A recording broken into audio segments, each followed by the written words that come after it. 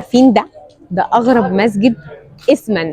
هو اغرب واظرف وحاجه مضحكه في نفس الوقت. طبعا انتوا مش هتتخيلوا الاسم لان احنا قدام جامع الملوخيه. جامع الملوخيه بجوار شارع الدهشوري. ده الشارع الدهشوري اللي انتوا شايفينه ده بالطول، وجامع الملوخيه بجوار الشارع زي ما انتوا شايفين كده.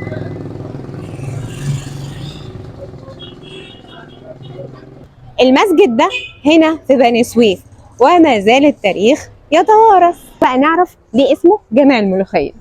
جامع الملوخية اتأسس في العصر المملوكي، وكان اسمه في الأساس مسجد الملوكية، واللي أنشأه الأمير المملوكي محمد ملوخية سنة 1338. وفي عهد الملك فؤاد الأول أمر بإعادة تجديد المسجد. وبما إننا بقى في منطقة الملوخية، احنا عايزين نعرف من أهالي المنطقة الجمال دول ليه اسم المسجد أو الجامع بجامع الملوخية. وأول واحد هنقابله دلوقتي عم رجائي. ازيك يا عم رجائي؟ الحمد لله بخير. عامل ايه؟ الحمد لله. عم رجائي، احنا عايزين نعرف ليه منطقة الملوخية اسمها جامع الملوخية؟ احنا طلعنا لقينا المسجد ده مبني كده، والراجل اللي موجود فيه اساسا مش ملوخيه، الشيخ محمد. طب ليه اسمه الشيخ محمد او ليه غيروه خلوه اسمه الملوخية؟ هو كان تبع، هو كان المرحوم ابويا كان بيقول لي ايه، كان بيقول الراجل ده كان عايش مع الملوك.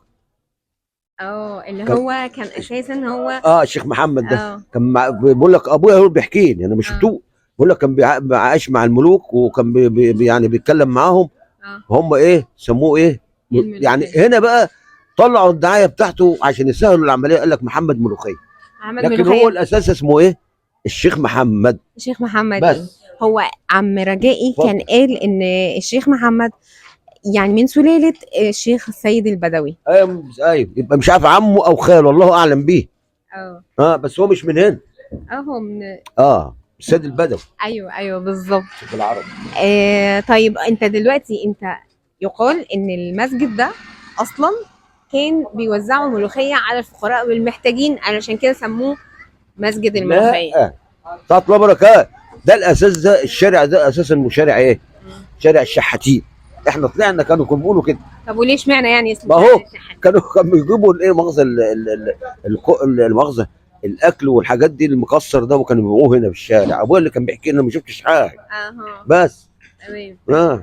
لكن هو اساس اسمه ايه بقى؟ الملك مينا. ايوه انا شفت الشارع ده ملك مينا. فعلا. بس. وسموه تحديدا لذكرى الملك مينا ولا هو اساسا اسمه شارع الملك مينا ده على طول كده على طول. ماشي يا عم محمد، شكرا يا عم محمد. رجائي.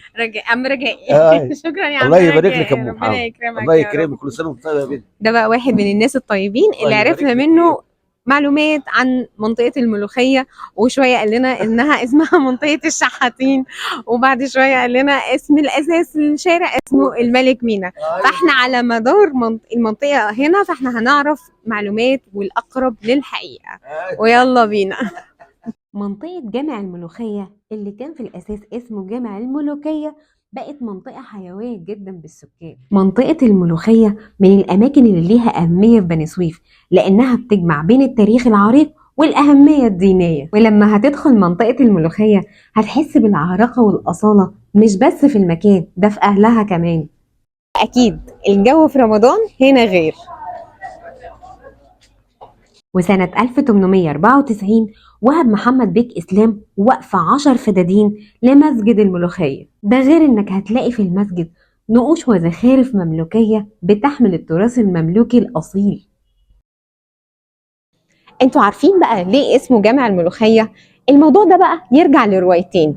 الرواية الأولى يقال إنه كانوا بيوزعوا الملوخية على الفقراء والمحتاجين في المنطقة في المناسبات الدينية.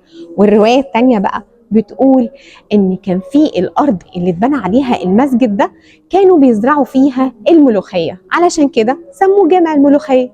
ده مش بس المسجد اللي اسمه جامع الملوخيه، دي المنطقه باكملها اسمها منطقه الملوخيه. جولاتنا لسه ما انتهتش، واكيد في جولات جديده في بلدنا الجميله، وجميله يا بلدي.